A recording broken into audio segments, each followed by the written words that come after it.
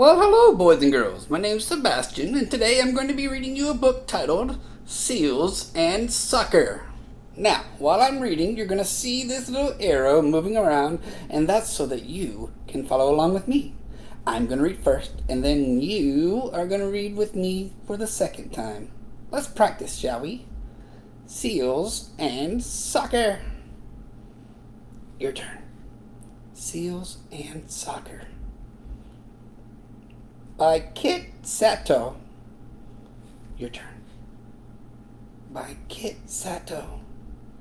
Illustrated by Barry Gott. Your turn. Illustrated by Barry Gott. Very good. Let's go ahead and read along.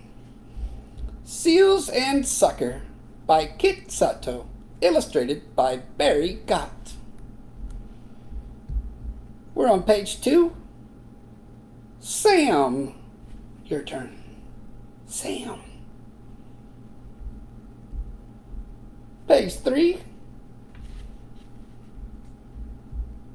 I am Sam. Your turn. I am Sam. Page 4. Seal. Your turn. Seal. Page 5. I am a seal. Your turn. I am a seal.